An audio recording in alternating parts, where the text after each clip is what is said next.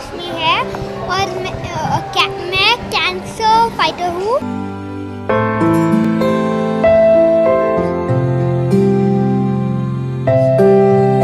मैं फॉट किया और मैं विक्टर हूँ। मैं कुछ बोलना है कि कैंसर अनक्यूरेबल नहीं है, क्यूरेबल है। और आपका चाइल्ड कैंसर है, फिर टाटा मेमोरियल हॉस्पिटल को सेंड करो। नो मैटर व्हाट, कोई भी जेंडर है, फिर सेंड करो।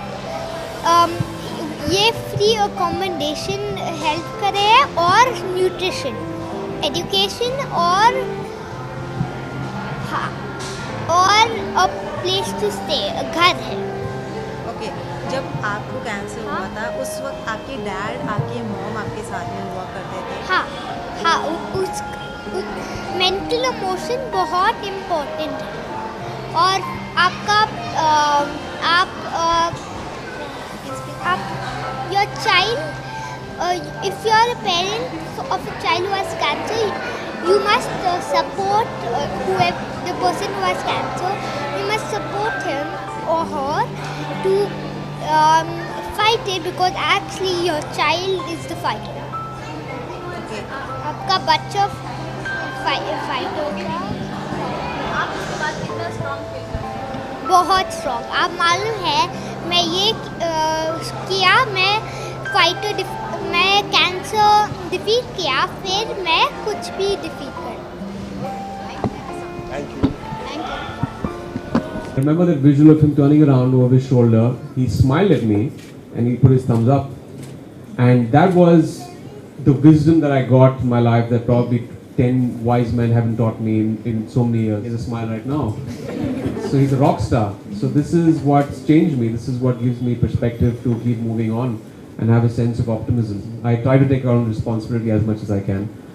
Having a son has changed that. That has given me a certain responsibility to act and behave in a way that he would aspire to be someone like me and be a role model for him. So that, to a certain extent, has brought in a kind of responsible part of me. Truth is, I don't know what he is doing right now. I think it's changing the time. Yeah. After I came back from Canada where he was being treated, and I remember what Hussain told me. He said that, you've been through this as parents, this information that you've had, that you've got on your side. If one family, one parent, if one child fighting cancer can have this information on his or her side, it will be battle won for all of them and for you.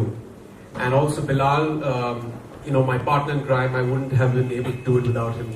He really pushed me dig down into those painful memories back in 2014 in January and document them in this book. So thank you, Bilal. And also Mindy, the entire team at Penguin, it wouldn't have been possible without them. They've really given the book the kind of exposure that it needed to get across to everyone in the hour of need.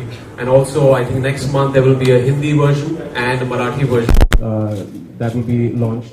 So looking forward to that. So let me just take you back through the incident 2 years back and tell you exactly how the book eventually happened.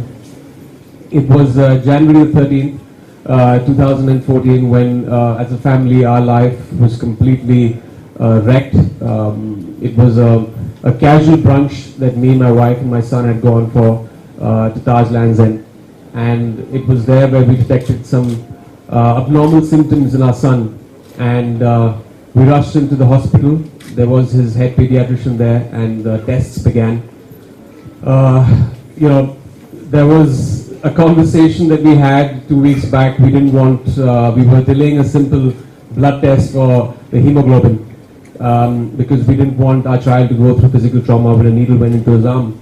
And here in this hospital, there was needle after needle jabbed into his arm, and doctors trying to get to the bottom of the problem. Anyways, that nightmarish of a day ended. We went back home, and I went onto the internet to do my own research, and I typed out his symptoms, and what I was confronted with on one website really tore my heart apart. It said the dreaded C word, and below that there were a list of other diseases And I remember going to sleep that night. Before that, I prayed to God and I said that please don't let this be cancer, please don't let this be cancer. But next day, our worst fears manifested. His chest x-ray and his blood tests were normal. But in his sonography, there was a tumor the size of a seasoned ball that was growing on top of his left kidney. And I remember seeing it on the sonography machine, this dark grey haze. For those of you who don't know what that is, that's a Wilms tumor. It's a very rare case of kidney cancer that happens to a minuscule percentage of kids. Of all pediatric cancers, roughly around 2 to 3%, and he happened to be part of that unfortunate percentage of kids. If you've had someone close to you being diagnosed with this disease, you know what the next couple of weeks, months, and possibly years are like. You're hearing things like staging, pathology, chemotherapy, remission, radiation, and it was very frightening for us back then because we didn't know the staging of the cancer. And even these cancers are divided into two subgroups, which is favorable and unfavorable. God forbid a child has unfavorable, the chemotherapy does not work. But God was, I guess, very kind. In the next week after the surgery, we realized it was a favorable cancer. And we as parents and family, we fought hard for 7 months. We took him to Toronto for his treatment, chemotherapy. And through this entire phase, and this is how the book actually started, somewhere it started seeding in my mind, that there was this fear in me, and there's a fear that in most of cancer patients and parents, a fear that when the chemotherapy is being administered, you feel the job is being done, that something is fighting the disease. But what happens once that stops? Doctors and oncologists didn't give me the right answer. They didn't give me the answer I wanted to hear. They told me that, take the chemotherapy, fingers crossed it won't come back. Because there is recurrence in cancer, there is a 5-year survival rate. So I started doing my own research, and turned out some great information which was going to help us out was that roughly 90% of cancers were lifestyle related, and a small percentage of cancers were genetic, which means that we could have fought this, we can fight it.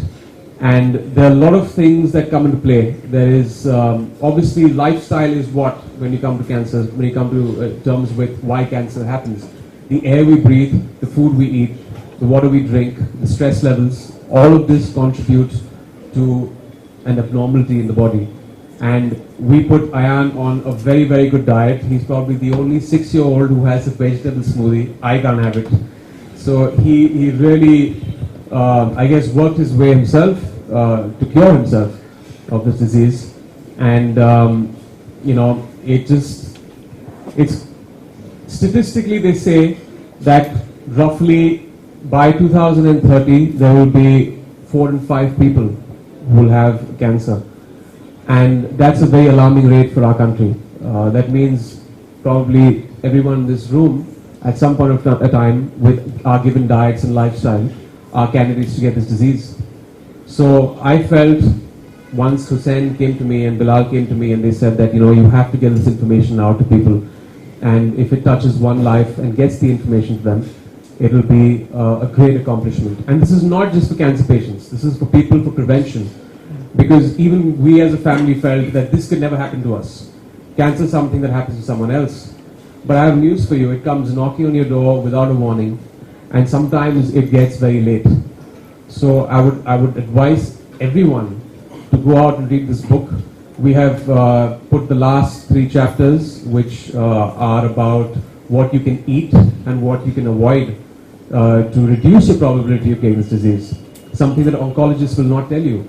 I have nothing against them. They have saved my son's life because chemotherapy was given to him. But the fact is that food does not come into their domain. It cannot be patented. This event is also super special because we have the real hero of the book, Ayan, here to launch the book with us today.